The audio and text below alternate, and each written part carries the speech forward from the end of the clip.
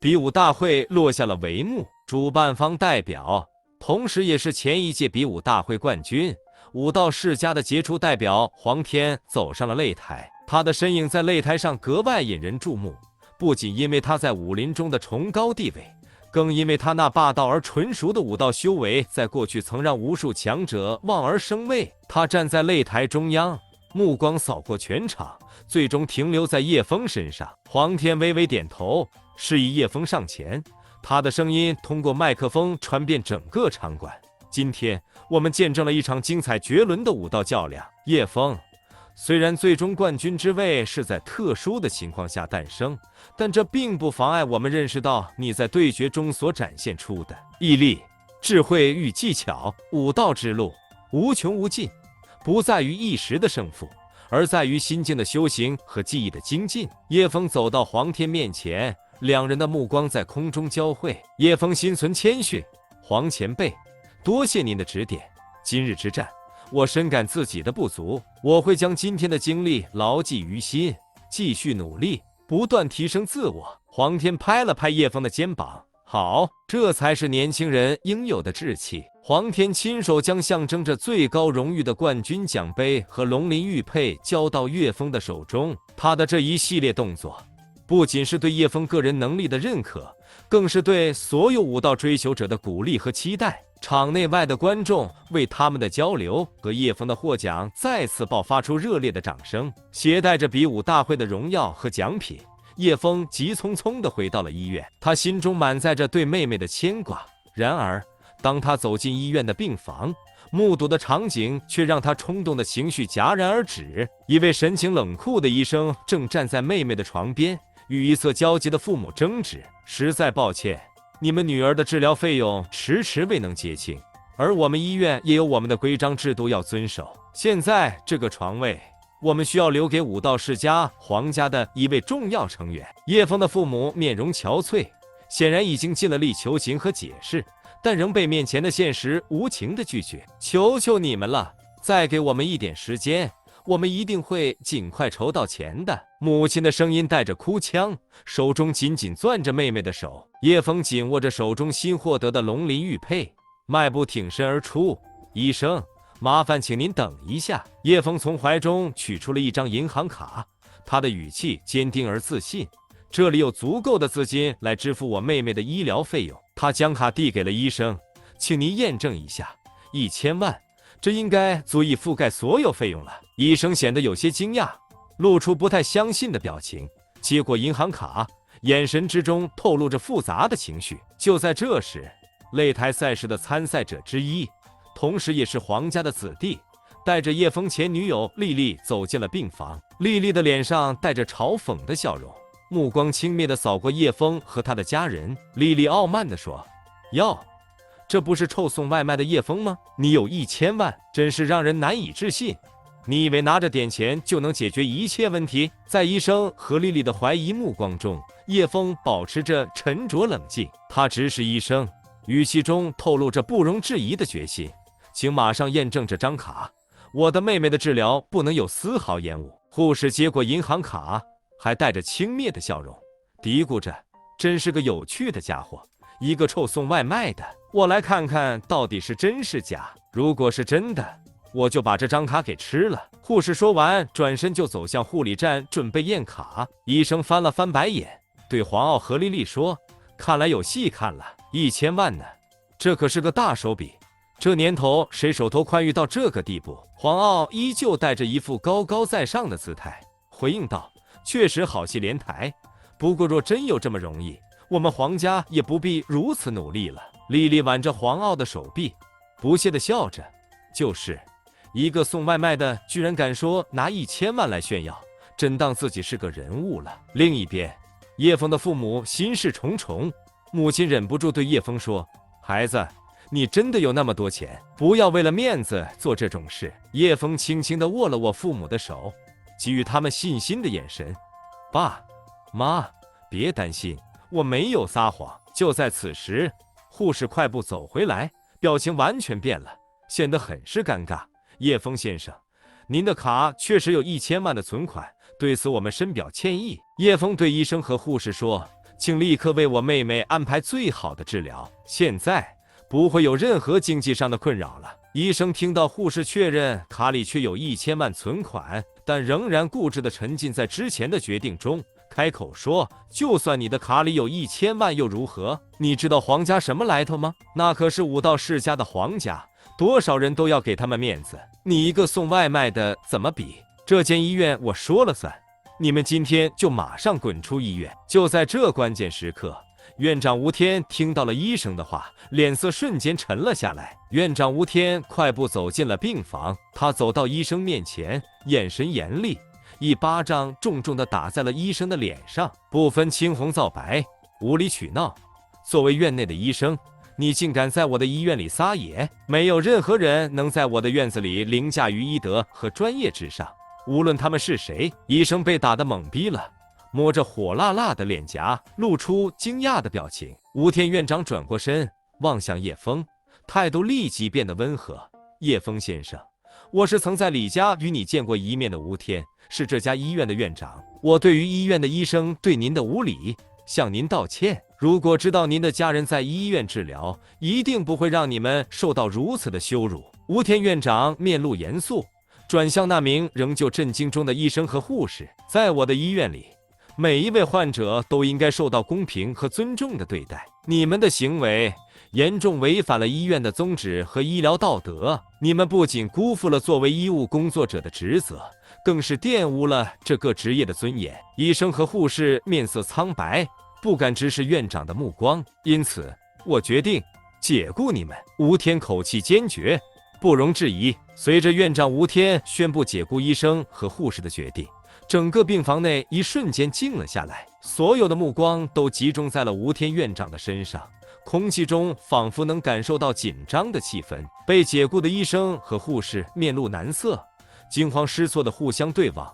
他们确实没想到会因为不公平的对待病人而面临如此严重的后果。叶枫的父母看着这一切，原本忧虑的神情逐渐放松下来，母亲的眼中不禁流露出感激之情，而叶枫则微微点头，感激院长能够出面维护正义和公平。黄傲和丽丽见状，面色大变，他们意识到事情已经完全脱离了他们的控制。院长吴天转而对叶枫的父母说：请不要担心，我们医院会全力以赴为您的女儿提供最好的治疗，我会亲自监督治疗进程，确保一切顺利。随着吴天院长的话落，被解职的医生和护士突然间恢复了部分勇气，他们意识到自己即将失去工作，面临的不仅是职业上的耻辱，还有现实生活中的困境。该名医生突然跪下，语气恳切，满是绝望：院长，请您给我一次机会，我知道我错了，这次行为是我的失误，我上有老下有小，我保证以后绝不会再有这样的行为。护士也跟着哭泣着求情：院长，我们真的知错了，求求您给我们一次改过自新的机会吧，我们愿意接受任何惩罚，只求不要被解雇。吴天院长面露沉思，他知道作为医院的负责人，不能仅凭一时的同情改变决定，尤其是涉及到医疗道德和病人权益的重大问题上，但他也深知每个人都或许值得一次改过自新的机会。在这时，保安人员走了进来，他们冷静地站在了医生和护士的旁边，等待吴天院长的指示。吴天院长沉思了一会，最终说道：这次的事情给病人和医院都带来了极其负面的影响，我理解人都有犯错的时候，但作为医务工作者的你们，这次的错误不仅是个人道德的失范，更是职业操守的缺失。我会让人事部记录此次事件，你们会被暂时解职，需参加为期3个月的医德教育和社会服务。3个月后，我们将根据你们的表现决定是否能回归。他转向保安：现在请带他们离开，安排他们完成接下来的程序。保安点了点头，立马拉着医生和护士离开病房。医生和护士还在持续地求饶着。叶枫的父母见此场面，心中不免杂感起伏。叶枫则向院长表示感谢：吴天院长，感谢您的公正和慈悲，相信他们会记住这次教训。在医生和护士被保安带离的那一刻，黄傲突然站了起来，面带不悦。丽丽紧紧地挽着他的手臂，两人的表情都透露出一种不可忽视的自信和决心。黄傲清了清嗓子，目光直接锁定在吴天院长身上，声音里带着一丝威胁：“吴天院长，我理解作为医院负责人需要做出艰难的决定，但是我的家族在这个城市中的影响力，你也是知道的。到底是我们黄家人重要，还是一个普通人重要？如果你要因此得罪黄家，相信你们医院也很难在江城再开下去。”丽丽也不甘示弱，用挑衅的语气说：“院长，在江城，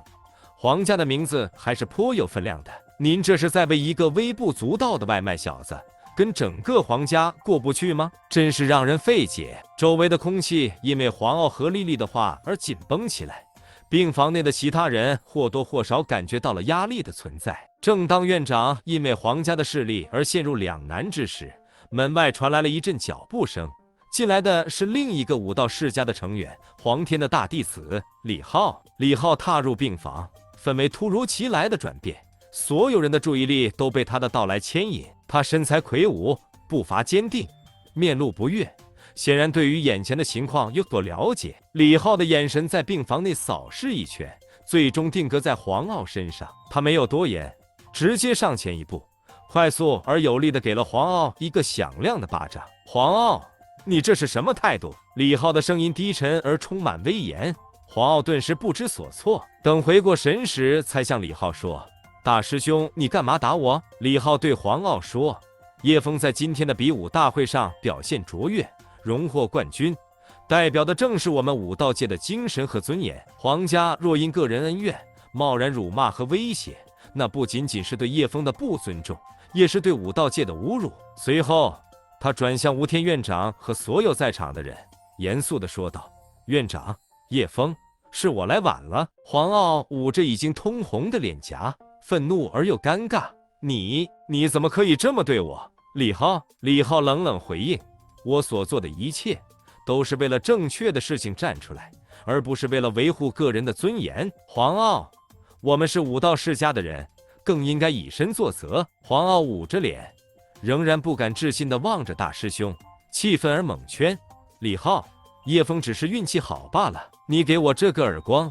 是想让所有人都看黄家的笑话吗？”但李浩却不为所动：“运气？黄傲，胜者为王是古老的武道原则，如果黄家连这点都看不明白，那么还谈什么武道世家的尊严？”丽丽在一旁听得云里雾里，但还是不忘趁火打劫，挑衅地说：“呵，原来武道界现在连冠军都能靠运气了？叶枫，是不是连你自己都没想到能赢？别忘了，你只是个臭送外卖的，别把自己当回事。”叶枫平静地回答：“丽丽，我今天的胜利是努力和汗水的结果。外卖员怎么了？我以我的工作为荣，因为它支撑我和我的家人，也支持我继续我的武道修炼。不像你，因为富二代陈少离开了我，失了势又立马靠向李家人，而后又因为自身品德被甩，现在又与黄家人要好。你换人的速度可让我大开眼界。”叶枫的话语简单却直击要害，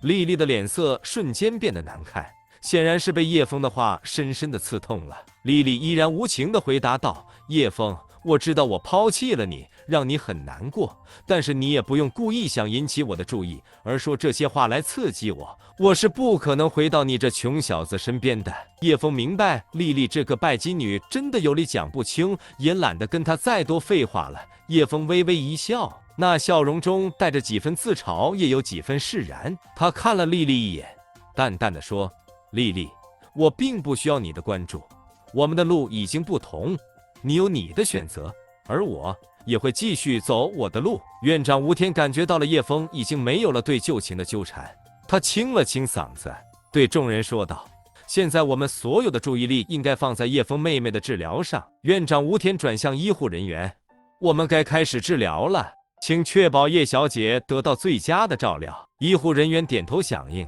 整个团队开始忙碌起来，准备进行必要的治疗程序。而李浩严厉地给了黄傲一个眼神示意后，黄傲便带着丽丽默默地离开了病房。毕竟李浩大师兄的身份，他也得罪不起，再不甘心也只能吞下。叶枫妹妹的治疗终于开始了，在医生和护士的照顾下，药物和治疗设备各就各位，一切都在有条不紊地进行。叶枫和他的父母坐在一旁，默默地守候着。